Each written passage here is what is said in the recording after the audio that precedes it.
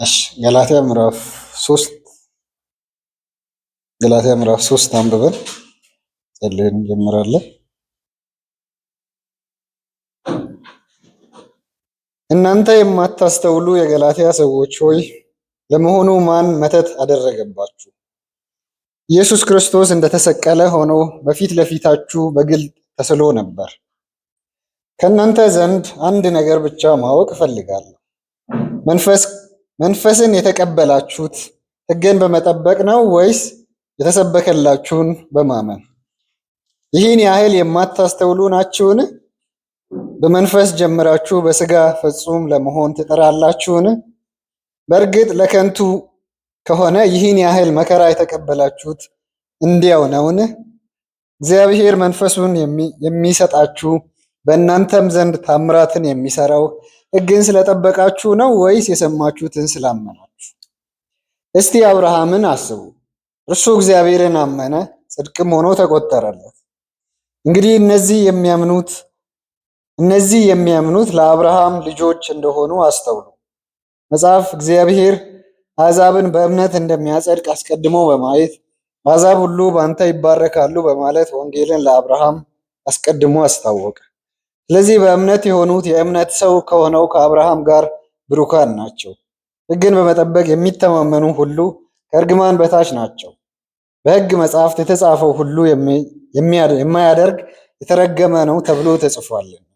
ጻድቅ በእምነት ይኖራል ስለተባለ ማንም በእግዚአብሔር ፊት በሕግ እንደማይጸድቅ ግልጽ ነው። ሕግ በእምነት ላይ የተመሰረተ አይደለም። ነገር ግን ሕግጋትን የሚፈጽም ሰው በእነርሱ ሕይወት ይኖራል ተብሏል። በእንጨት ላይ የሚሰቀል ሁሉ የተረገመ ነው ተብሎ ስለተጻፈ ክርስቶስ ስለኛ እርግማን ሆኖ ከእርግማን ዋጅቶናል። ለአብርሃም የተሰጠው በረከት በክርስቶስ ኢየሱስ ለአሕዛብ እንዲደርስ ዋጅቶናል። ይኸውም በእምነት የመንፈስን ተስፋ እንድንቀበል ነው። እንጸልይ። እግዚአብሔር አምላካችን አባታችን ሆይ በኢየሱስ ክርስቶስ ስም ስለ ቸርነትህ ስለ ምሕረትህ እናመሰግናለን። ለእኛ አብዝተህ ስላበዛኸው ጨምረህ ስለሰጠህን ጸጋ እግዚአብሔር ሆይ እናመሰግናለን። እዚህ እንድንገኝ ስላደረግ ቃልህን እንድንሰማ በዛም ጸጋ እንድንካፈል ስለፈቀድክ እናመሰግናለን። አሁንም ቃልህ እንድታስተምረን እግዚአብሔር ሆይ ልመናችንን ለአንተ እናቀርባለን። በኢየሱስ ክርስቶስ ስም አሜን። እስካሁን ምዕራፍ 1 እና 2ን ስንመለከት ነበር። ምዕራፍ 1 እና 2ን ስንጀምር የምታስታውሱ ከሆነ አንድ ነገር ተናግረንም ነበር የጀመርነው። እሱም ምንድነው? ጳውሎስ በዚህ መጽሐፍ ላይ የሚያደርጋቸው ነገሮች ምዕራፍ 1 እና 2 ላይ የራሱን ኦቶሪቲ እና በዛውም የወንጌልን ኦቶሪቲ ነው ዲፌንድ ያደረገ የነበረው። ምክንያቱም ሐዋርያነቱን አንድ ሰው አታክ ካደረገና ሐዋርያነቱን ማይቀበል ከሆነ ጳውሎስ የሚናገረው ነገር ክሬዲብል ሊሆን አይችልም። ያንን ሲያወራ ነበር ብለን ነበር። ከዛ ምዕራፍ 3 እና 4 ላይ ደግሞ የጳውሎስ ቅናት ነበር ምዕራፍ 1 ላይ። ስለዚህ ወንጌሉን ዲፋይን የሚያደርገው ወንጌል ኦር ዲፌንድ የሚያደርገው ወንጌል ምንድነው የሚለውን ምዕራፍ 3 እና ምዕራፍ 4 ላይ ያንን ደግሞ ኤክስፕሌን ያደርጋል። የምሰብከው ወንጌል ይህ ነው።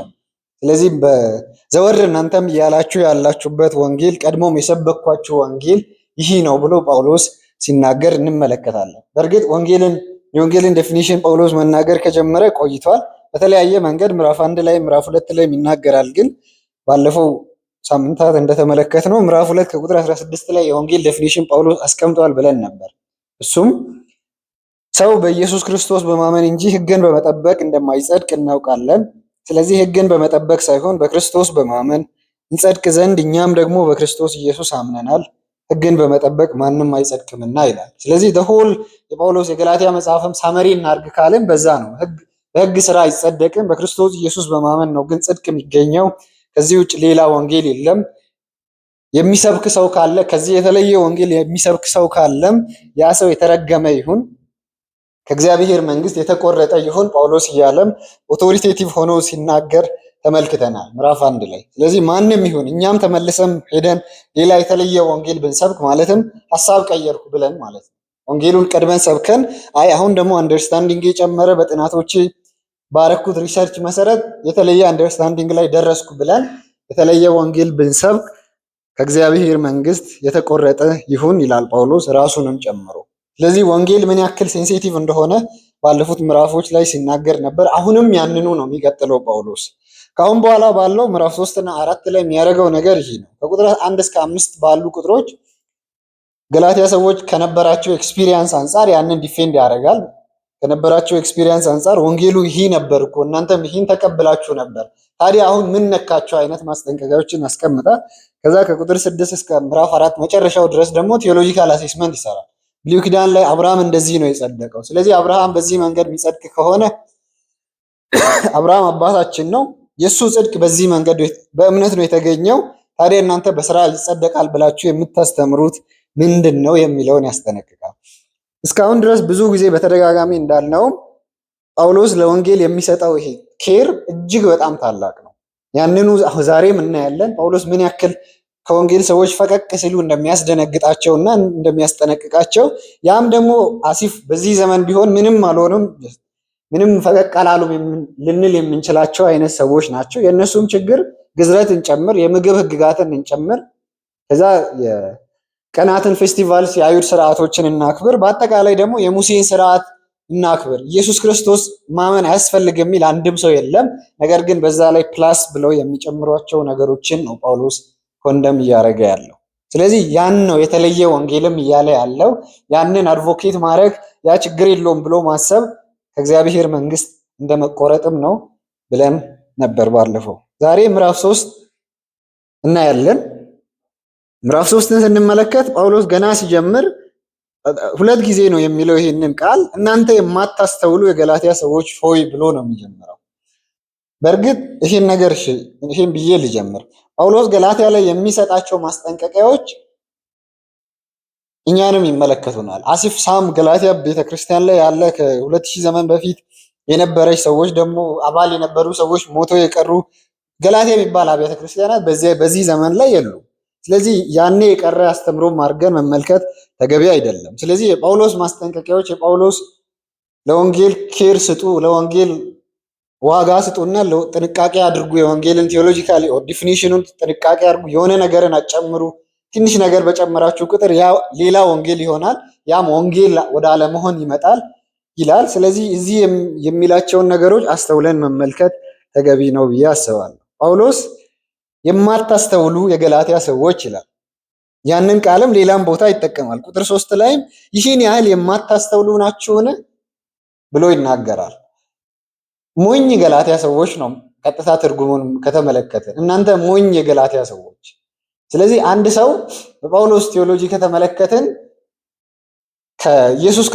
በኢየሱስ ክርስቶስ በማመን ነው መዳን የሚገኘው ካለ እና በሱ ላይ ግዝረትን የሚጨምር አዎ በኢየሱስ ክርስቶስ በማመን ነው ድነት የሚገኘው።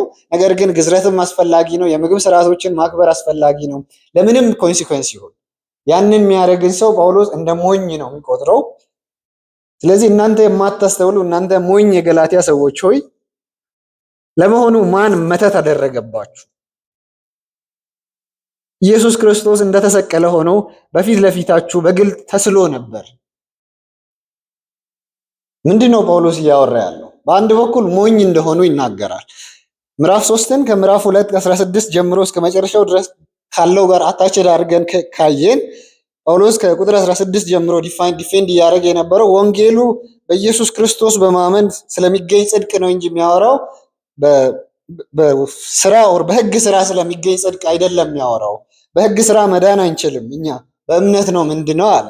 እናንተ ሞኝ የገላትያ ሰዎች ለመሆኑ ማን መተት አደረገባችሁ? ያ መተቱ ምንድነው? ኢየሱስ ክርስቶስ እንደተሰቀለ ሆኖ በፊት ለፊታችሁ በግልጥ ተስሎ ነበር። አሁን ታዲያ ምን ነካው ነው በዛ ውስጥ ማግኘት የምንችለው ጥያቄ። ኢየሱስ ክርስቶስ በፊት ለፊታችሁ ሆኖ በግልጥ ተስሎ ነበር። ሶ ዋት ሀፐን በእናንተ ውስጥ?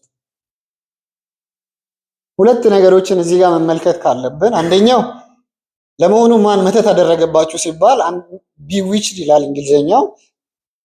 መተት የሚያደርግ ሁሉም ጠንቋይ ነው አይደል? ስለዚህ ሳማው ኮንፊውዝም አድርጓቸዋል። እንደዛ አይነቱን ነው አሰርት እያደረጋለሁ። ነገር ግን ጥያቄ ከጠየቅን የገላትያ ሰዎች በኢየሱስ ክርስቶስ ያሉ አማኝ ሰዎች ሆነው እንዴት ነው መተት የተደረገባቸው የሚል ጥያቄ ማንሳት እንችላለን። ከዛስ ጳውሎስ ምንን ነው ኮንፊውዝ ሆነዋል፣ ምንን ነው ጀስት ትተው ሄደዋል እያለ ያለው? በግልጥ ደግሞ የተረዱት እውነት አለ። ያንን አርጊውመንቱን በትክክል ክሊርሊ ያስቀምጣል። አንደኛው ጳውሎስ በእነሱ ፊት የክርስቶስ መስቀል በግልጽ ተቀምጦ ነበር። ኢየሱስ ክርስቶስ እንደተሰቀለ ሆኖ በፊት ለፊታቸው በግልጽ ተስሎ ነበር። በዚህ ላይ ነው አንደኛው። ሁለተኛው ቁጥር 2 ላይ እንመለከታለን። መንፈስ ቅዱስን ያገኛችሁት በሕግ ስራ ነው ወይስ በክርስቶስ ኢየሱስ በማመን ብሎም ያስቀምጣል። ሌላኛው አርጊውመንት ደግሞ የደከማችሁት ታዲያ የተሰቃያችሁት ይህን ያህል የማታስተውሉ ናችሁን? ቁጥር 4 በእርግጥ ለከንቱ ከሆነ ይህን ያህል መከራ የተቀበላችሁት እንዲያው ነውን? ታዲያ በክርስቶስ ኢየሱስ ምክንያት የሚደርሰውን መከራ ሁሉ የተቀበላችሁት በከንቱ ነውን? ብሎ ጥያቄ ያነሳል።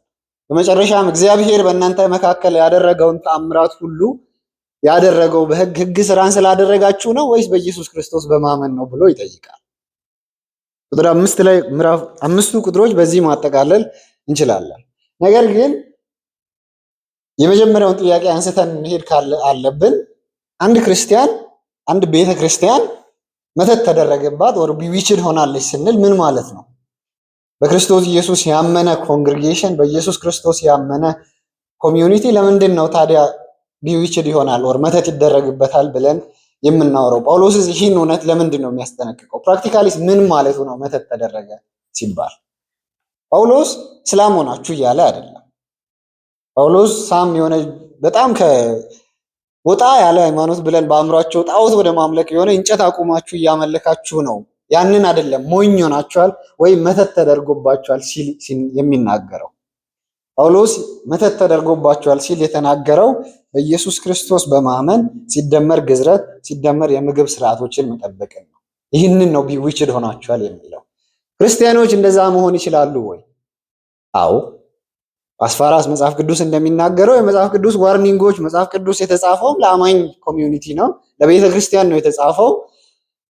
ከቤተ ክርስቲያን ውጭ ላለ ኮሚዩኒቲ አይደለም። ይሄ ለምንድን ነው የሚሆነው ሲባል ሰይጣን ስራ አያቆምም። ለአንድ ሰከንድም ሰይጣን ከቤተ ክርስቲያን እግዚአብሔር እውነትን ከማጣመም ስራ አቁሞ አያውቅም። ስለዚህ ኦልዌይስ አክቲቭ ነው ሰይጣን። ምን ለማድረግ አላማው ምንድን ነው? ሰዎችን ፉሊሽ ማድረግ ነው። ሰዎችን ቢዊሽ አድርጎ ሌላ ቴዎሎጂ በአእምሯቸው መስጠት ነው። አንድ ሰው አይ ቲንክ ሁላችሁ የምታውቁት ታሪክ ነው ሲናገር ይሄን መተት ተደርጎባቸዋል የሚለውን ምሳሌ ሲሰጥ ኢሲቲኤስ የሚባለውን ታውቁታላችሁ። ኢቫንጀሊካል ካቶሊክ ቲምን እንደሆነ አላውቅም። አንድ ላይ የነበሩት ህብረትን ከዛ አርሲ ማካርተር ኬኔዲ የሚባሉት አንድ ላይ ውይይት ነበርን ይላሉ። ከዛ እዛ ላይ 20 መጽሐፍ ጽፏል ነው የሚለው። ማካርተር ነው ይሄን የሚያወራው። የኮሚዩኒኑ ካቶሊክና ኦርቶዶክስ ካቶሊክና ኢቫንጀሊካል ኮሚዩኒቲውን እንፈርም ከሚሉት ወገን የነበረው አንድ ህብረት ሊኖረን ይገባል። አንደኛው አርጊመንታቸው ለካቶሊኮች ወንጌልን መስበክ የለብንም ነው። እነሱ እንደ ክርስቲያን ወንድሞች ነው መቆጠር ያለባቸው ይላል። ከዛ አወራንና አንድ ጥያቄ ጠየቅኩ ይላል። ኦኬ ቴልሚ እንዴት ነው የሰው ልጅ ሚድነው? ኢሪዲዩሰብል የሆነ ወንጌል ምንድን ነው ይላል። ከዚች ይሄ ከተነካ ተበላ ወንጌልን ሰው አያምን የምትለው ነገር ምንድን ነው ብዬ ጠየቅኩ አለ። ከዛ ያ ጥሩ ጥያቄ ነው ብሎ ግን አዎ እኔም አውቃለሁ ጥሩ ጥያቄ እንደሆነ ግን መልሱ ምንድን ነው ሲባል መልሱን አላውቅም ብሏል አለ። ስለዚህ ቴክኒካሊ ብዙ ጊዜ ችግሩ ኦኬ የማካርተር ኮንክሉዥን ይሄ ነው፣ ጊያ ነው መተት መደረግ ይላል። ይሄ ሰውዬ የኢቫንጀሊካል ቴዎሎጂያን ነው፣ ስሙን አልነገረም። ግን ተቃራኒ 7 ነበር የሚላቸው 7ቱን ሲዘረዝር ከ7ቱ ውስጥ አንደኛው እሱን ልተው፣ ግን ብዙ ያነበብነው መጽሐፍና የምንወደው መጽሐፍ ጸሐፊ ነው። እሱ ኮንፊውዝ ከምትሆኑ መተት ተደርጓል ማለት ይሄ ነው ይላል። ሊትራሊ ወንጌል ምንድን ነው አንድ ሰው ስትሉ ኢሪዲዩሰብል የሆነ ወንጌል፣ ይሄ ከተነካ ወንጌልን አያምንም አንድ ሰው ብለን ስናስብ ይሄ ምንድን ነው ያ ሲባል ያ ጥሩ ጥያቄ ነው ብሎ ሐሳብ ሆነ ዳይለማ ውስጥ ገቡና ምጠፉ ከሆነ that's exactly መተት መደረግ ነው ይላል። I think he is right። ምንም ጥያቄ የለውም፣ ትክክል ነው። ሌላው መተት መደረግን እሺ በምሳሌ ላስገባ። እሺ ይሄ ስም እሺ ልጥራላችሁ። ሪዲም ዙመር ቲዩተር ላይ አንድ ነገር አስቀመጠ። እሱም ምን ይላል? ሶላ ፊዴ በክርስቶስ ኢየሱስ በማመን ብቻ ነው ጽድቅ የሚገኘው ማለትና ፔናል ሰብስቲዩሽን ኔሴሰሪ አይደሉም ለክርስቲያን ኮሚዩኒቲው። አፖስትልስ ክሪድ ነው ይላል። ምን እንደሚለያቸው በሱ አምሮ አላውቅም፣ ግን ከዛ አርጊውመንቱ ምንድን ነው? ካቶሊኮች ወንድም ናቸው፣ ወንድም እህት ናቸው ነው። ስለዚህ በክርስቶስ ኢየሱስ በማመን ነው ጽድቅ የሚገኘው። ማለትም እምነት ለጽድቅ ሰፊሸንት ኮዝ አይደለም፣ ኔሴሰሪ ነው። ይህም ባለፈው አውርተን ነበር። ኔሴሰሪ ነው አዎ፣ ግን ሰፊሸንት አይደለም ብሎ የሚያወራ ሰው ያ ነው መተት መደረግ ማለት። ኔሴሰሪ አይደለም፣ በክርስቶስ ኢየሱስ በማመን ብቻ ነው ጽድቅ። ይሄ ለክርስቲያን የሆነ ኮር አይደለም፣ ስፓይናል ኮር አይደለም ልበል፣ እንደዛ አይደለም። ለወንጌል አንድ ሰው ካለ እኔ አምናለሁ ግን ያ ኮር ማለት አይደለም ሲል ማለት ነው። ሌላ አላምንም ሲል አይደለም። አላምንም ካለ ይስደብ፣ ምንም ጥያቄ የለውም። ዲያሎግም አናረግ። ኢትስ ኦኬ፣ አንተ አታምንም፣ ለዛ እግዚአብሔር ምሕረቱን ያርግልህ፣ ካልሆነ ሲሆን ነው ዕጣ ፈንታ እንላለን። እኔ አምናለሁ ግን እሱ የወንጌል ኮር አይደለም ካለ ዳትስ ቢው ይችላል። ጳውሎስ የሚናገረው ነገር ይሄ ነው። ክርስቶስ ኢየሱስ ለገላትያ ሰዎች ኢየሱስ ክርስቶስ እንደተሰቀለ ሆኖ በፊት ለፊታችሁ በግልጥ ተስሎ ነበር ይላል። Christ was clearly portrayed among you። ይህንን ሲያስረዳ አንድ ሰው እንደ ታፔላ ተለጥፏል ነው የሚለው። የክርስቶስ ስም ያ ነው ቃሉ የሚያመለክተው። የኢየሱስ ክርስቶስ እንደተሰቀለ ተስሏል የሚለው ቃል ኢየሱስ ክርስቶስ አሲፍ በውስጣቸው ሆኗል ሰብክ ያለው ለእናንተ ከማለት በላይ እንደ ታፔላ የኢየሱስ ክርስቶስ ስራ በአጠቃላይ ለእናንተ ተስሎ ነበር። ኢየሱስ ክርስቶስ እንደተሰቀለ ሆኖ ያ ደግሞ እንደተሰቀለ ሆኖ ሲል ጳውሎስ የሚናገረው ነገር ሁሉ መስቀሉ ላይ ኢየሱስ ክርስቶስ የፈጸማቸውን ዲቴል ሙሉ ነው። ኢየሱስ ክርስቶስ የእግዚአብሔርን ቁጣ አርክቷል። ኢየሱስ ክርስቶስ የእኛን ኃጢአት ሁሉ ተሸክሞ ነበር። ኢየሱስ ክርስቶስ በዛ ለእኛ ጽድቅን አስገኝቶናል ብለን የኢየሱስ ክርስቶስ የመስቀሉን ስራ ሙሉ ዲቴሉን ኤክስፕሌን ማድረግ እንችላለን። ስለዚህ አሲፍ መስቀል ላይ ኢየሱስ ክርስቶስ ሞቶ ነበር የሆነ አርብ ላይ የሚለውን አይነት ኢማጂኔሽን አይደለም። የመስቀሉን ሲግኒፊካንስ ሙሉ ለእናንተ ኤክስፕሌን አድርጌ ነበር። ያም እንደ ታፔላ ተለጥፎም ነበር፣ በግልጽ ኤክስፕሌን ተደርጎ ነበር። እሱ ብቻ አይደለም፣ እናንተም ደግሞ ያንን አምናችሁ ነበር ይላል። ምክንያቱም ጳውሎስን እንዴት ነው የተቀበሉት የሚለውን ማንሳት እንችላለን ሌላ ቦታ ላይ። ጳውሎስን እንደ መልአክ ነው የቆጠሩት ሰዎቹ። በትልቅ ነበር አክሰፕት ያደረጉት የገላትያ ሕዝብ። ጳውሎስን ቫሊዩ አድርገው ወንጌሉን ቫሊዩ አድርገው ተቀብለውትም ነበር። ነገር ግን ሳምቲንግ በዛ ላይ መጨመራቸውን ይናገራል። ይህ በእኛ ህይወትም ሊሆን የሚችል ሪያሊቲ ነው። ለዛ ነው የጸጋ መንገዶች ሁልጊዜ የሚያስፈልጉ። ሁልጊዜ የጸጋ መንገዶች ለኛ የሚያስፈልጉ ለዛ ነው። ምክንያቱም መተትኛ ላይ ስለምንድነው የማይደረገው? እግዚአብሔር ስለሚጠብቀን ነው የማይደረገው። አዎ እግዚአብሔር ይጠብቀናል ከእንደዛ አይነት ነገሮች። ሁልጊዜም እግዚአብሔር ይታደገናል፣ በሱ እናምናለን። ነገር ግን የሆነ የምንመካው ነገር ከእግዚአብሔር ውጭ ምንም የለንም። ይህንን ጳውሎስ ሌላ ቦታ ላይም ሲያስጠነቅቅ እንመለከታለን። ሐዋርያ ሥራ ምዕራፍ 20 ላይ የኤፌሶን ቤተክርስቲያንን ጳውሎስ ሲሰናበት የሚናገረው ነገር አለ። ምዕራፍ 20 ቁጥር 29 ጀምሮ እኔ ከሄድሁ በኋላ ጳውሎስ ነው የሚለው፣ እኔ ከሄድሁ በኋላ ነጣቂ ተኩላዎች መጥተው በመካከላችሁ ሰርገው እንደሚገቡና ለመንጋው እንደማይራሩ አውቃለሁ። ከእናንተው መካከል እንኳ የራሳቸውን ደቀ መዛሙርት ለማፍራት እውነትን የሚያጣምሙ ይነሳሉ። ከእናንተው መካከል እንኳ የራሳቸውን ደቀ መዛሙርት ለማፍራት እውነትን የሚያጣምሙ ይነሳሉ። ስለዚህ ተጠንቀቁ። 3 ዓመት ሙሉ ሌሊትና ቀን ምንም ያህል ሳላቋረጥ በእንባ እያንዳንዳችሁን እንደመከርኳችሁ አስተውሉ። ጳውሎስ ነው ይሄን የሚናገረው። ተመልሶ ይህችን ቤተክርስቲያን አይቷል ብዬ አላስብም። ምክንያቱም ከዛ በኋላ ወደ ኢየሩሳሌም ይሄድና እንደተያዘ ከዛ ወደ ሮምም እንደተወሰደ እናውቃለን። ጳውሎስ ግን 3 ዓመት ሙሉ ሳላቋርጥ አስተምሬ ምን ያክል እንደለፋው ወቁ፣ ተጠንቀቁ ይላል። ስለዚህ የጳውሎስ መልእክት ነው ተጠንቀቁ የሚለው ቃል። ጳውሎስ ድነት ይወሰዳል ብሎ ስለሚያስብ አይደለም ተጠንቀቁ ብሎ ሰዎችን የሚያስጠነቅቀው። ዛሬ ላይ ተጠንቀቁ ልንል የምንችላቸው ብዙ ትምህርቶች አሉ። በአየሩ ላይ ዩቲዩብ ላይ ብዙ ማየት ትችላላችሁ። እግዚአብሔር ደግሞ ያስጠንቅቅ፣ ከዛ ይታደጋል።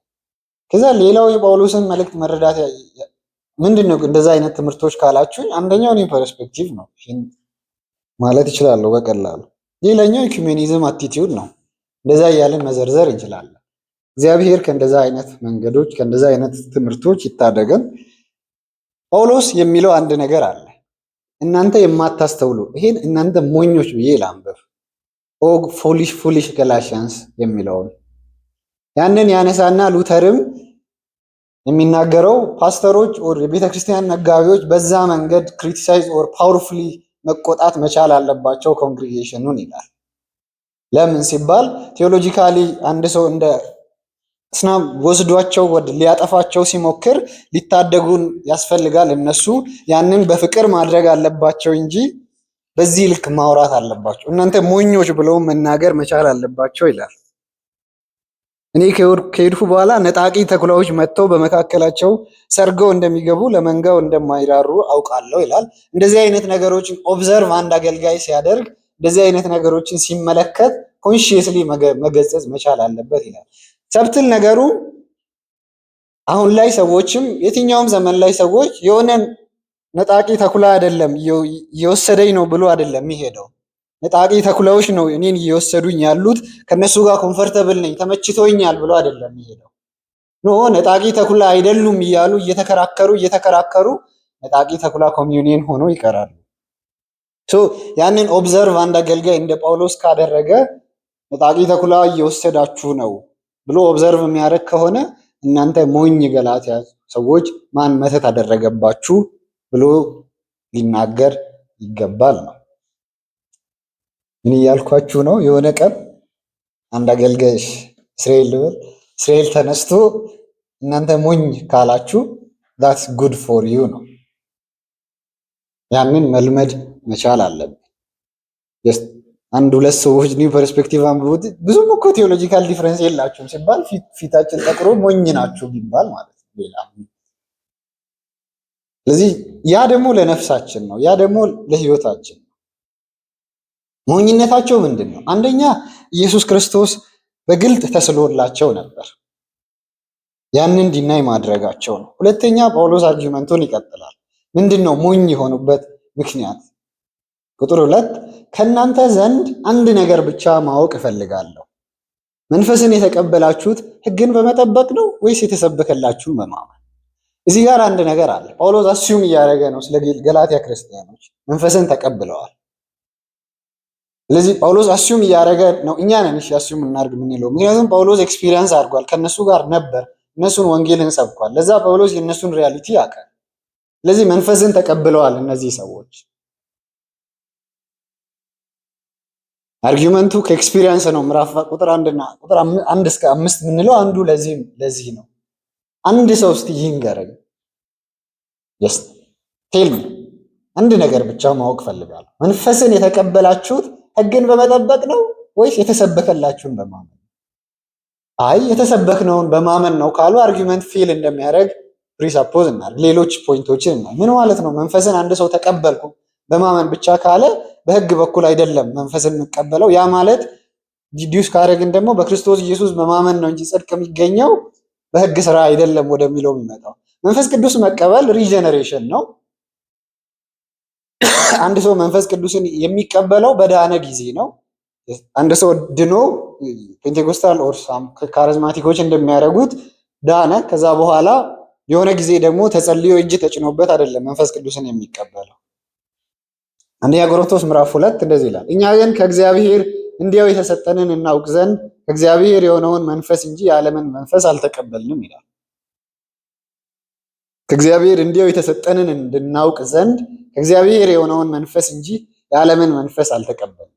ሮሜ ምዕራፍ 5 በተሰጠንም በመንፈስ ቅዱስ የእግዚአብሔር ፍቅርን በልባችን ስለፈሰሰ ተስፋው አያሳፍርም ይላል። ስለዚህ በክርስቶስ ኢየሱስ ያመነ በክርስቶስ ኢየሱስ ጄኒውንሊ ክርስቲያን የሆነ ሰው ሁሉ የመንፈስ ቅዱስ ማደሪያ ነው። መንፈስ ቅዱስን እግዚአብሔር ለዛ ሰው ሰጥቷል። ሮሜ ምዕራፍ 8 ቁጥር 9 እናንተ ግን የእግዚአብሔር መንፈስ በውስጣችሁ የሚኖር ከሆነ በስጋ ሳይሆን በመንፈስ ናችሁ።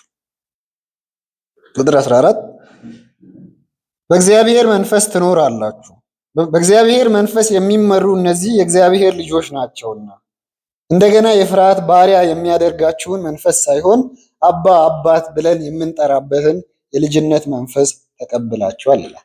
ስለዚህ አሁን ያነበብናቸው ክፍሎች ሁሉም አንድ ሰው ከዳነ ወር የእግዚአብሔር ልጅ ከሆነ የእግዚአብሔር ልጅ የሚሆነው እንዴት ነው ሲባል ኤፌሶን ምዕራፍ 1ን መመልከት ትችላላችሁ። አንድ ሰው በኢየሱስ ክርስቶስ ካመነ ያ ሰው የእግዚአብሔር ልጅ ነው። ያ ደግሞ የእግዚአብሔር መንፈስ በውስጡ አለ። የጳውሎስ አርጊውመንት ይሄ ነው። ያንን የእግዚአብሔርን መንፈስ ዳግም ልደትን የሰጣችሁትን መንፈስ ያገኛችሁት በሕግ ስራ ሳይሆን በክርስቶስ ኢየሱስ በማመን ነው። ባይ ሂሪንግ ኦፍ ፌዝ ይላል ጳውሎስ። ባይ ሂሪንግ ዊዝ ፌዝ ይላሉ አንዳንድ ትራንስሌሽኖች። ስለዚህ የተሰበከላቸው አለ፣ የተሰበከላቸው ወንጌል አለ። ያንን እሱም ከላይ ደግሞ ምንድነው የተሰበከላቸው ወንጌል እንዳንል ኢየሱስ ክርስቶስ እንደተሰቀለ ሆኖ በፊት ለፊታችሁ በግልጥ ተስሎ ነበር። ወንጌሉ ያ ነው። ኢየሱስ ክርስቶስ እንደተሰቀለ ሆኖ ሲነገረን የኢየሱስ ክርስቶስ የመስቀሉ ታሪክ የዛ ቴዎሎጂካል ሲግኒፊካንስ ለህይወታችን ያለው ፋይዳ ለኛ ሆኖ በምትክ ሞቶ የእግዚአብሔርን ቁጣ ማርካቱ ያለን መዘርዘር እንችላለን። ያ ስብከት ሲሰበክ ያንን በማመን የእግዚአብሔር መንፈስን ነው አንድ ሰው የተቀበለው። ሌላ መንገድ የለም። ኦኬ መንፈስ ቅዱስን የተቀበሉት ገላትያ ሰዎች ያኔ ጳውሎስ ሲሰብክ ከሆነ ደን ያንን መንፈስ የተቀበሉበት ግራውንድ ምንድን ነው? ያ ግራውንድ እምነት ከሆነ ታዲያ የህግ ስራ አሁን ለድነት ምንድን ነው አስፈላጊ? ያኔ ድሮ ነው ዳግም ልደት የተወለዳችሁት። ያኔ ነው ከክርስቶስ ጋር ዩኒየን የፈጠራችሁት። ምንድነው አሁን አዚም የሆነባችሁ? ምንድነው አይናችሁን የጨፈነው? ምንድነው ሞኝ ያደረጋችሁ? መንፈስ ቅዱስን ተቀብላችሁ ኢየሱስ ክርስቶስ እንደተሰቀለ ተሰብኮላችሁ ዋት ኢዝ ሮንግ ዊዝ ዩ? ምንድነው ችግራችሁ?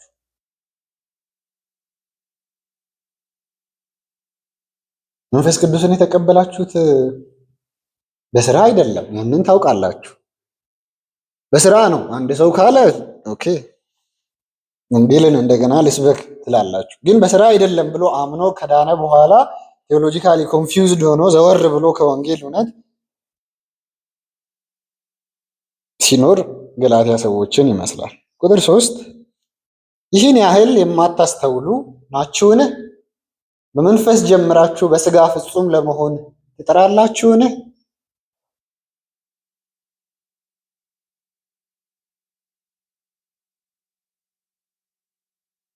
ይህም ተመሳሳይ ነው። ለምሳሌ ይህን ያህል የማታስተውሉ ይህን ያህል ሞኝ ናችሁ እንዴ? ይህን ያህል ሞኞች ናችሁ እንዴ ብሎ ነው የሚጠይቀው። አር ዩ ሶ ፉሊሽ? ይህን ያህል ሞኝ ናችሁ? በመንፈስ ጀምራችሁ በስጋ ነው የምትጨርሱት? በስጋ የሚለው ዲቤት ልናደርግ ይሆናል ይላሉ ቴዎሎጂያንስ። ግን ለምሳሌ በስጋ የሚለው በግዝረት ነው ብሎ ነው ጳውሎስ የሚናገረው ይላል። ግን የጳውሎስ ላንጉጅ ፍሌሽ ስጋ የሚለውን ሌሎች ቦታዎች ላይ ሮሜ ላይም ስንመለከት በአዳም ያለው ማንነት ነው እየተናገረ ያለው። ስለዚህ በስጋ የስጋ ምኞት የስጋ ስራ ጳውሎስ እያለ ሲናገር የነበረው በአዳም በኩል ያለንን ማንነት ነው። ስለዚህ በመንፈስ ጀምራችሁ ዳግም ተወልዳችሁ በክርስቶስ ኢየሱስ ካመናችሁ በኋላ ወደ ቀድሞ ማንነታችሁ በአዳም ስር ያለ ወዳላችሁ ማንነት ነው እንዴ ለመሄድ የምታስቡት? ጳውሎስ ኤክስትሪምሊ ነው ኦብዘርቭ የሚያደርገው። ማለትም ያንን ሰዎች ይሄ ግዝረት ነው ጳውሎስ እየተናገረ ያለው ስለ ግዝረት ነው የሚሉት በግዝረት ክሌም ማድረጋቸው እንደ ትልቅ ኃጢአት አይደለም የሚያስቡት። ለዛ ነው ምን ማለቴ ነው? ይሄ ጥቅስ በስጋ የሚለው ግዝረት ከሆነ እንደ ትልቅ ኃጢአት ግዝረትን ሰዎች መፈለጋቸውን ኮንሲደር አእምሯቸው ስለማያደርግ ኢትስ ኦኬ ለማለት ነው። ነገር ግን በስጋ የሚለው ኦፍኮርስ ግዝረት ቢሆን ራሱ ግዝረትን አንድ ሰው ፐርሲው ማድረግ ከክርስቶስ ወንጌል ውጭ በክርስቶስ ኢየሱስ ማመን ሲደመር ግዝረት ካለ ያ ወንጌል አይደለም ብለናል። ነገር ግን የጳውሎስን ቋንቋ ስንመለከት በአዳም በኩል የገባ ነው የኃጢአታዊ ማንነት ነው የሚያወራው ብለን መደምደም እንችላለን። ስለዚህ ዳግም የተወለደ አዲስ ፍጥረት ሆነናል። ከዛስ ያንን ትተን ደግሞ ወደ ቀድሞ ማንነታችን ወደ ቀድሞ ኃጢአታዊ ወደ ሆነው ማንነት መሄድን መፈለግ ነው፣ በስጋ ለመጨረስ መፈለግ። ይሄ ነገር ይወስዱና ይላል ሉተር። ስለዚህ ሰዎች እሱም ዲፋይን የሚያደርገው ፍሌሽን በህግን በመፈጸም ለመዳን መጣር ነው ይላል። ያ ስጋዊነት ነው ብሎም ዲፋይን ያደርጋል። ከዛ ካቶሊኮችን ኮት ያደርጋል የሆነ ቦታ ላይ እኔ ተነገረኝ አንዴ ይላል። ከዛ ፓፓሲም ኦር የሆነ መኩራብ ገብቶ ኦር መነኩሴ ሆኖ ማገልገል ያ መንፈሳዊነት ነው ለካቶሊክ ቴዎሎጂያንስ። ከዛ እኔ ሳገባ ያ ስጋ ነው። ስለዚህ ሉተር እንዴት ነው የጀመረው? መጀመሪያ ካቶሊክ ነበር። ቆቡን አድርጎ ብቻ ልብሱን ለብሶ ሙሉ እድሜውን ሳያገባ ለመኖር እና መንክ ሆኖ ሊኖር ነበር የወሰነው። ያ ስፒሪቹዋሊቲ ነው። ያንን ትቶ ፕሮቴስታንት ሆኖ ሲያገባ ያ ስጋዊነት ነው። ሁለቱ ዲፍረንት ይሄን ነበር ያሉኝ። ነገር ግን ይላል they don't have spiritual life እና ሜሬጅ ላይፍ ካርናል ነው፣ ስፒሪቹዋል ላይፍ ፔፐሲ ነው። ስለዚህ የባልን የክርስቲያን ባሎች ኃላፊነት እሱም ልጅን ወደዚህ ዓለም ማምጣት፣ ቤተሰቡን ማስተዳደር፣ ሚስትን መውደድ፣ ከዛ ማስተማር፣ የእግዚአብሔር ቃልን እያስተማሩ ካቴኪዝም እያስተማሩ መገኘት፣ ይህንን እንደ ካርናል ይመለከታሉ ይላል። ነገር ግን ይህ የመንፈስ ፍሬ ነው ብሎ ይደመድማል እነዚህን ማድረግ። ስለዚህ ፍለሽ የሚባለው ማግባት አይደለም። ፍለሽ የሚባለው ስጋዊ ስራ መስራት አይደለም። ከዛ መንፈሳዊ ደግሞ የሚባለው ቤተክርስቲያን ቋሚ አገልጋይ ሆኖ መመላለስ አይደለም። ወር ፖፕ ሆኖ ሳያገቡ መኖርም አይደለም። መንክ ሆኖ መኖር አይደለም። ስጋ የሚባለው አንድ ሪጀነሬት ፐርሰን ያለው ኦልድ አዳም ነው፣ የቀድሞ ማንነት ነው። እዩት፣ በክርስቶስ ኢየሱስ በማመን ሲደመር ግዝረት የሚል ሰው ስጋዊነት ነው መሻቱ፣ በስጋ ሊፈጽም ነው ቴዎሎጂውን ስንደመድም። አንድ ሪጀነሬት ከሆነው አዳም ልዩነት የለውም ነው። ተረድታችሁኝ ከሆነ መንፈሳዊነት በኢየሱስ ክርስቶስ በማመን ብቻ ነው ጽድቅ የሚገኘው ነው፣ ዳግም ልደት የተወለደ ሰው። ስጋዊነት ጳውሎስ እያለ ያለው በክርስቶስ ኢየሱስ በማመን ሲደመር ግዝረት የሚልን ቴዎሎጂ ነው። ልል ነች የምትመስለው፣ ግን ነፍሳችንን ወደ ሲኦል ለመውሰድ በቂ ነው። ቁጥር 4 በእርግጥ ለከንቱ ከሆነ ይህን ያህል መከራ የተቀበላችሁት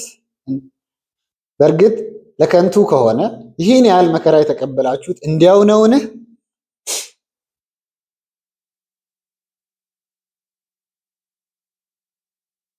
ይህን ያህል መከራ የተቀበላችሁት እንዲያው ነውን?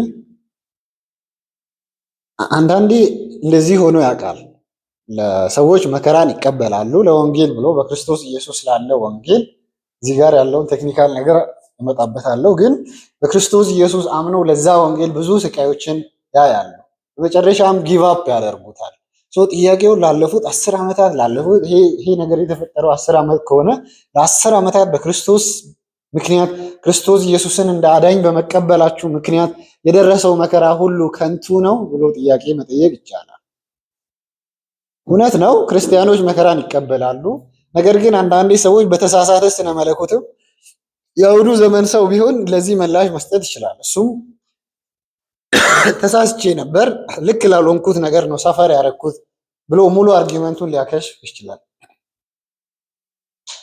ብዙ ሰውም ለሐሰተኛው ነገር መከራን ሲቀበል እናያለን። ማለት ሞርሞን ኦር ጆቫ ዊትነሶችን መንገድ ላይ ያጋጥሟችሁ ከሆነ ህፃናት ሱፋቸውን ለብሶ መንገድ ላይ ሲንከራተቱ እናያለን። ትምህርት ቤት መገኘት የነበራቸው ልጆች ወይ የሆነ አግብተው 28 ያው እንደዛ ከሆኑ አግብተው ህይወታቸውን መኖር ስራ መስራት የሚገባቸው ልጆች ሱፋቸውን ገርግደው ሲዞሩ ተመልክታቸዋል። they are suffering ኢዛት ግን ፍሩትፉል የሆነ ሳፈሪንግ ነው ወይ ብለን ልንጠይቅ ይችላል። ያ ከንቱ ነው። ቴዎሎጂካሊ በክርስቶስ ኢየሱስ በማመንን አንድ ሰው ትቶ ወደ ሌላውም ሲሄድ የቀድሞ ሳፈሪንጉ ሙሉ እንደዛ ነው እያደረገ ያለው። ለክርስቶስ ሲል ለወንጌል ሲል የተቀበለውን መከራ ሙሉ በሙሉ ዲስኳሊፋይ ያደርጋል፣ ቬን ያደርጋል፣ ከንቱ ያደርጋል ማለት ነው። ምንም ጥርጥር የለውም አይደል? አንድ ጆቫ ዊትነስ ሚሽን ሲሰራ ለከንቱ እንደሚሰራ ይህን መደምደም እንዲሁ ጀጅመንት ነው። ብዙ ሰው ነፍሳትን ይዞ ነው ወደ ሲኦል ይሄዳል ማለት እንችላለን። ግን አሲፍ እንደዛ ነው የሚያደርገው። አንድ ሰው ቴዎሎጂ ወንጌልን ትቶ ወደ ሌላ ሲሄድ አሲፍ እንደ ከንቱ ነው የሚቆጥረው። ምንም ጥቅም ሳይኖረው ነው የደከመው ብለን ማሰብ እንችላለን። ይሄኛው ላይ ግን ሰፈርድ የምትለው ቃልን ሰዎች ብዙ ሌሎች ትርጉሞች ኤክስፒሪየንስ ያደረጋችሁት ነገር ይላሉ። ማለትም ያኔ ስዊች ያደርጋል ሳማው ትራንስሌት ትርጉሙ ግን በኢየሱስ ክርስቶስ በማመን ያገኛችሁት ልምምድ አለ፣ ኤክስፒሪየንስ አለ። ጽድቅን ኤክስፒሪየንስ አድርጓችኋል፣ ፒስ ዊዝ ጋድ ከእግዚአብሔር ጋር ያለውን ሰላም ኤክስፔሪየንስ አድርጋችኋል። ያ ነገር ሁሉ ከንቱ ነው ወይ? የምር ዝም ብሎ ፊሊንግ ነው ብቻ ነው ወይ? እግዚአብሔር ህይወታችሁን ሲለውጥ ተመልክታችኋል? ያንን ስትመለከቱ ኢዛት ሪሊ ከንቱ ነው ወይ ብለን መጠየቅ እንችላለን ይላል። ያ ግን መከራ ፌስ አላረጉም ከሚል አሳምሽን ነው ሰዎች ያንን የሚያደርጉት። ነገር ግን ገላትያ ቤተክርስቲያን መከራን እንደተቀበለች ሌሎች ምዕራፍ 4 ላይም የሚናገርበት ክፍል አለ። ከዛ ሪሊ ለክርስቶስ ሲሉ የተሰቃዩት ሳክሪፋይ ያደረጉት መከራን ነው የሚያመለክተው ብለን ማሰብ እንችላለን። ያ ግን ከንቱ ነው ነው ጥያቄው ጳውሎስ። መልሱ ከንቱ አይደለም። ለምን? ለትክክለኛ ነገር ነው መከራን የተቀበላችሁት። ስለዚህ እንደ ከንቱ መቁጠር የለባችሁም ነው። ወደ ቁጥር 3 ስመለስ አንድ ነገር ሳላነሳ የሄድኩት በመንፈስ ቅዱስ ጀምራችሁ በስጋ ፍጹም ለመሆን ትጥራላችሁ ወይ? አር ዩ ናው ቢንግ ሜድ ፐርፌክት ኦፍ ዘ ፍለሽ የሚለው ላይ አንድ ድምዳሜ ሰርተን እንለፍ። በመንፈስ ጀምራችሁ በክርስቶስ ኢየሱስ በማመን ጸድቀናል። ምንቀደሰውስ ሕግን በመፈጸም ነው አንድ ሰው ሊል ይችላል። ይህም ከገላትያ ስነ መለኮት የተለየ አይሆንም። ሕግን በመፈጸም ለመቀደስ መሞከር ማለት ነው። ነገር ግን ሁለቱም ጽድቅም ቅድስና በኢየሱስ ክርስቶስ በማመን የሚገኝ ነገር ነው። ቅድስና ፕሮግሬስ የለውም እያልኩ አይደለም። ኢየሱስ ክርስቶስን በመምሰል እናድጋለን እያልኩም አይደለም። ነገር ግን we don't have to look ourselves እኛነታችንን መመልከት የለብንም at any time ማለት ነው። በቅድስናችንም በጽድቃችንም በመክበራችን ደግሞ አሲፍ ጽድቃችንን ለክርስቶስ ሰተን ደግሞ መክበራችንንም ለክርስቶስ ሰተን መሀል ላይ ያለውን ለኛ መውሰድም የተሳሳተ ስነ መለኮት ነው። እግዚአብሔር በቃሉ በመንፈሱ በጸጋ መንገዶች ነው የሚቀድሰን እንጂ እኛ በሰራነው ስራ በፍጹም አይደለም። ያንን ማስተዋል መቻል አለብን። ቁጥር 5 እግዚአብሔር መንፈሱን የሚሰጣችሁ በእናንተም ዘንድ ታምራትን የሚሰራው ሕግን ስለጠበቃችሁ ነው ወይስ የሰማችሁትን ስላመናችሁ? ተመሳሳይ አርጊውመንት ነው አይደል? ቁጥር 2 ጋር በተለይ therefore he who supplies the spirit to you and works miracles among you does he do it by the work of the law or by hearing with faith? እዚህ ጋር የጨመረው ነገር ጳውሎስ አርጊውመንቱ ላይ አንደኛው ማኒፌስት ይደረጋል ሲሰብኩ ኦብቪየስሊ ወንጌል አሕዛብ ስለነበሩ ኦቴንቲኬትም ያደርጋሉ። ወንጌልን ሲሰብኩ በታምራትም በተለያዩ ሚንሶች ወንጌልን እንደሰበኩ ሐዋርያት እናውቃለን። ያ ሁሉ ታዲያ እናንተስ ያ ሁሉ የተደረገው ታምራት የተደረገው በሽተኞች የተፈወሱበት ብዙ ታምራትን እግዚአብሔር በእናንተ ዘንድ ያደረገው ከአጋንንት ሰዎች ነፃ የወጡበት መዘርዘር እንችላለን ምን አይነት ታምራቶች ተደርገው እንደሆነ። ያ ሁላ በእናንተ አካባቢ ወር በእናንተ ዘንድ የሆነው በእምነት ነው ወይስ በሕግ ስራ? እናንተ ስላደረጋችሁት ስላመናችሁት ነው ወይስ የሕግ ስራን ስለጠበቃችሁት ነው ይላል። መልሱ ግልጽ ነው። የተሰበከውን by the hearing of the faith እዚህ ጋር መጥቷል። ቁጥር 2 ላይ መጥቷል። የተሰበከውን በማመናቸው የተሰበከውን ወንጌል በመቀበላቸው ኢየሱስ ክርስቶስ እንደተሰቀለ ሆኖ ስለተቀበሉ ነው ያ ሁላ የሆነው በሕይወታቸው። ስለዚህ ኤዘር ወይ ጳውሎስ ከምዕራፍ 2 ከቁጥር 16 ጀምሮ የሚያደርገው ነገር ተመሳሳይ ነው። አሁን በኤክስፒሪየንሳቸው እንደዚህ በእናንተ ህይወት የሆነው እንደዚህ የሆነው ሕግን ስለጠበቃችሁ ነው ወይስ ኢየሱስ ክርስቶስን ስላመናችሁ ነው ይላል። ከቁጥር 6 ጀምሮ አርጊውመንቱ ቴዎሎጂካል ምክንያቶችን ኦር ጥቅሶችን መጽሐፍ ቅዱሳዊ የሆነ አርጊውመንቶችን ቢውልድ እያደረገ ይሄዳል። ለጳውሎስ ይሄን ያክል ፈጀበት ኦር አርጊውመንቱ ምዕራፍ 2 16 ጀመረ እስከ መጨረሻው ድረስም ይቀጥላል። ጽድቅ የሚገኘው በኢየሱስ ክርስቶስ በማመን እንጂ የሕግ ስራን በመከወን አይደለም። ሌላው በደንብ ኢንዴፕዝ የምንመለከት ከሆነ ማየት ያለብን ነገሮች አሉ። ድነታችን በእግዚአብሔር ፊት ያለን ጽድቅን ባለፈው ቁጥር 16 ስንማር ዲፋይን አድርገን ነበር። በእግዚአብሔር ፊት ያለን ስታተሳችን ነው። አት ዘ ሴም ታይም ኃጢአተኞች ነን ኦር ሉተርም ሲናገር ነበር ሜቢ ካነሳው አሁን ከዳንም በኋላ ከጸደቅን በኋላ ዳግም ልደት ካገኘን በኋላ ህይወታችን በሰከንዶች ስዊች አያደርግም፣ ትራንስፎርም አያደርግም። ነገር ግን ፕሮሰስ አለው። እየተቀደስን እንሄዳለን። ነገር ግን በእግዚአብሔር ፊት ያለን ስታተሳችን ይለወጣል ይላል። ስለዚህ ስለ ጽድቅ ስናወራ ባለፈው እንዳልነው በእግዚአብሔር ፊት ያለን ስታተሳችን ነው ብለን ነበር። ይህ ስራ ስሉስ የሆነ የአምላክ ስራ እንደሆነ እዚህኛው ቁጥር ላይ ይናገራል። እሱም ቁጥር 1 ላይ ተመለከትነው አለ። ኢየሱስ ክርስቶስ እንደተሰቀለ ሆኖ በፊት ለፊታቸው በግልጥ ተስሎ ነበር። ስለዚህ የተሰቀለው በኢየሱስ ክርስቶስ ስራ ነው የዳን ነው። የኢየሱስ ክርስቶስ ስራን ነው መመልከት ያለብን። ያንን መመልከት እንችላለን። ከዛስ በኢየሱስ ክርስቶስ በማመናችን በኢየሱስ ክርስቶስ ስራ በማመናችን ምን አገኘን? ቁጥር 2 መንፈስ ቅዱስን አገኛችሁ ይላል። መንፈስን የተቀበላችሁት ሕግን በመጠበቅ ነው ወይስ የተሰበከላችሁን በማመን? መልሱ ግልጽ ነው። መንፈስን የተቀበላችሁት ሕግን በመጠበቅ ሳይሆን የተሰበከውን በማመን ነው የሚል ስቴትመንት ሜክ ማድረግ እንችላለን። ስለዚህ ኢየሱስ ክርስቶስ ተሰቀለልን፣ ያንን ስራ አመንን፣ ከዛ መንፈስ ቅዱስ ተሰጠን። ቁጥር 5 ማን ነው ያንን መንፈስ ቅዱስ ግን የሰጠን? ከየት ነው መንፈስ ቅዱስን የተቀበልነው? እግዚአብሔር መንፈሱን የሚሰጣችሁ በእናንተም ዘንድ ታምራትን የሚሰራ ሕግን ስለጠበቃችሁ ነው ወይስ የሰማችሁትን ስላመናችሁ? እግዚአብሔር የሚለው ቁጥር 5 ላይ ያለው ብዙ ኮሜንታተርስ እንደሚሉት እግዚአብሔር አብን ያመለክታል ይላሉ። ምክንያቱም ዮሐንስ ወንጌል ላይ ኢየሱስ ራሱ ሲናገር እኔ ብሄድ ይሻላል፣ ከዛ አብ የሚልክላችሁ መንፈስ መጥቶ ያጽናናችኋል እያለ ይናገራል። ስለዚህ አዘይን ይህንን ድምዳሜ ከሰራን መዳናችን የአብ ስራ ነው፣ የወልድ ስራ ነው፣ የመንፈስ ቅዱስ ስራ ነው። አርጊመንቱ ይሄ ነው። አብ ሰርቶልን መዳናችን፣ ወልድ ሰርቶልን፣ መንፈስ ቅዱስ ሰርቶልን፣ አሁንም አልበቃ ብሏችሁ ግዝረትን ትጨምራላችሁን? ነው ጥያቄው። ተረስታችሁን ከሆነ እግዚአብሔር አብ ሰርቶልናል ድነታችንን፣ እግዚአብሔር ወልድ ሰርቶልናል ድነታችንን፣ እግዚአብሔር መንፈስ ቅዱስ ሰርቶልናል ድነታችንን። ስሉስ የሆነ አምላክ ነው የሰራልን። ነገር ግን ወደ ግዝረት ወደ ተለያየ ሪቹዋልስ ስትሄዱ አሁንም አይበቃም ማለታችሁ ነው። ስለዚህ ብላስፈሚ ነው። እግዚአብሔር አብን መሳደብ ነው። እግዚአብሔር ወልድን መሳደብ ነው። እግዚአብሔር መንፈስ ቅዱስን መሳደብ ነው። ድነት በኢየሱስ ክርስቶስ በማመን አይገኝም ሳይሆን ያ አይበቃም ብሎ ማሰብ። ሰው ሹድ ቢ ኬርፉል ማለት ነው። እያንዳንዱ ስቴትመንታችን ያው አሁን እግዚአብሔር አብ ድነታችንን ሰርቷል፣ እግዚአብሔር ወልድ ድነታችንን ሰርቷል፣ እግዚአብሔር መንፈስ ቅዱስ ድነታችንን ሰርቷል ብለን መደምደም አንችል ይሆናል።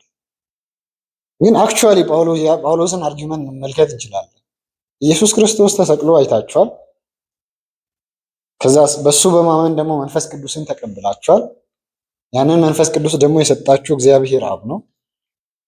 አብ በክርስቶስ በኩል መንፈስ ቅዱስን ሰጥቷቸዋል። ቢኮዝ ኦፍ ክራይስት ከኢየሱስ ክርስቶስ ስራ የተነሳ። ያንን ግን እናንተ በቂ አይደለም ትሉታላችሁ። ስለዚህ የእግዚአብሔር ስራ በቂ ነው የምንለው። የክርስቶስ ስራ በቂ ነው ስንል ሹድ ሪመምበር ያ ክርስቶስ ስራ በቂ ነው፣ የእግዚአብሔር ስራ በቂ ነው። ልዩነት የለም። ኢየሱስ እኮ እግዚአብሔር ነው። ታዲያ ምን እንደው የምታወራው ካላችሁኝ እያልኩ ያለሁት ኢየሱስ ክርስቶስ በሰራው ስራ አብ ወልድ መንፈስ ቅዱስ ነው ከኛ ጋር የታረቀው። ስለዚህ እያንዳንዱ የምንጨምራት ነገር ጥንቃቄ ያስፈልጋል ነው። ሌላው ጥያቄ ልናነሳ እንችላለን። አይ ዲድንት ሪሲቭ ሆሊ ስፒሪት ብለን እናነሳ ይሆናል። ይህንን አፕሊኬሽን ከሉተር ኮሜንተሪ ነው የወሰድኩት፣ ቼክ ማድረግ ትችላላችሁ። ሰይጣን ነው ይችን አእምሯችንን የሚያስብለው ይላል ሉተር። ምክንያቱም ዲዘርቭ አታደርግም መንፈስ ቅዱስን ልትቀበል አንተ፣ ምክንያቱም ኃጢአት አለ። ይህ መዘርዘር እንችላለን ስለኛ ህይወት። የምር እኔ መንፈስ ቅዱስን ተቀብያለሁ፣ ትናንትና እንደዚህ ሆኜ፣ ባለፈው እንደዚህ ሆኜ፣ ሁሌም እንደዛ እንደሆንክ ትኖራለህ። ግን ጀስት ክራይስት ኢየሱስ ክርስቶስ ነው ተስፋ ያለው። ምን ማለት ነው? ሁሌም እንደዛ እንደሆንክ ትኖራለህ ስል ኃጢአትን በደንብ በተረዳን ቁጥር ኃጢአተኝነታችንንም ፊገር አውት እያደረግን ነው አይደል የምንሄደው። ማለት የኃጢአትን ዴብዝ ኃጢአትንም ሳይሆን የእግዚአብሔር ቅድስናን ኢንዴብዝ ለመረዳት በታገልን ቁጥር በተረዳን ቁጥር ኃጢአተኞች እየሆንን እንሄዳለን። ስለዚህ ወደ ኢየሱስ ክርስቶስ በሞት ልንወሰድ በምንወሰድባት ቅጽበትም እንኳ በጣም አሲፍ በሰው ፊት ጻድቅ ቅዱስ በሚባል ህይወት ብንኖርም ኃጢአት ከህይወታችን አይጠፋም። ስለዚህ ዋሪ አወር ጋረንቲ ስንል ኢየሱስ ክርስቶስ ነው ብቸኛ ጋረንቲያችን። ስለዚህ መንፈስ ቅዱስ በእኛ ህይወት የለም፣ በእኛ ህይወት ኤክስፒሪየንስ እያደረግን አይደለንም። እኔ ደግሞ ኃጢአተኛ ነኝ፣ ይሄ ኤክስፒሪየንስ አለኝ፣ እንደዛ ሆኛለሁ። ኦር ሃው ዱ አይ ነው መንፈስ ቅዱስ በእኔ ህይወት እንዳለ አይ ዶንት ዲዘርቭ መንፈስ ቅዱስን ለመሸከም የምትል ነፍስ ትኖር ይሆናል። ያንን ደግሞ ኃጢአት ሰይጣን ጎበዝ ነው፣ ይጠቀመዋል። ያው ስራው እሱ ስለሆነ። ነገር ግን that's not how it works ነው። እግዚአብሔር መንፈስ ቅዱስ ጥያቄው እግዚአብሔር መንፈስ ቅዱስ ባንተ ላይ አለ ወይ? ልሳን ትናገራለህ ምናምን ታደርጋለህ አይደለም። በኢየሱስ ክርስቶስ ታምናለህ ወይ ነው። በኢየሱስ ክርስቶስ ስራ ታምናለህ ወይ ነው ጥያቄ። አዎ አንድ ሰው ሊል ይችላል። የምር ያ ከሆነ እውነታው ጊዜ አታጥፉ እሱን በማሰብ ይላል ሉተር። we are not to waste time thinking about that how unworthy we are of blessing of God. We are to know that it pleased God freely to give us his unspeakable gift. If he offers his gift free of charge, why not take them? Why worry about our lack of worthiness? Why not accept gift with joy and thanksgiving? ሉተር ኮሜንተሪ ማየት ትችላላችሁ።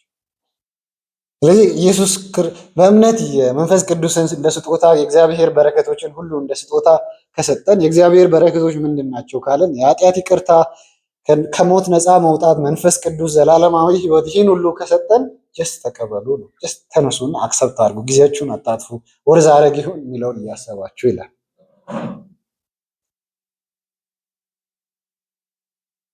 ነገር ግን ያንን ሁሉ ተቀበለን አሁንም በምድር ላይ እስካለን ድረስ ቢዊሽ ልንደረግ ዝግጁ ማለት ሰይጣን ያንን ቢዊሽ ሊያደርገን እድል እንዳለን ማሰብ እና መጠንቀቅ መቻል አለብን። ሰይጣን ሙሉ ስራው ይሄ ነው ይላል። እምነትን የሆነ ነገር እያደረገ ለማበላሸት ግን ደግሞ we should know that as the in Christ triumph እንደማያሸንፍ ያንንም ተስፋ ማድረግ መቻል አለ። በመጨረሻ ይህን ሁሉ ለማድረግ እንደዚህ ስቴፕ 1 ስቴፕ 2 የሚባል ነገር የለውም። ከሰይጣን ፈተና ከቢዊሽ ላለመደረግ መተት እንዳይደረግብን ቴዎሎጂካሊ ማለት ነው። መተት እንዳይደረግብን ከፈለግን ከጸጋ መንገዶች መራቅ የለብንም። እግዚአብሔር በነዛ መንገዶች ይቀድሰናል። በነዛ መንገዶች ነፍሳችንን ሁልጊዜ ይገጽጸናል። አንድ ሰው አይጠፋም እናንተ ሞኝ የሚል ሰው ከጉባኤ መካከል ከእግዚአብሔር ሕዝብ መካከል። ስለዚህ እግዚአብሔር በራሱ ሕዝብ መካከል ሁልጊዜ እስከ መጨረሻው ነፍሳችን ራሱን እስክትገኝ ድረስ ያቆየን። አመስግነን እንጨርሳለን።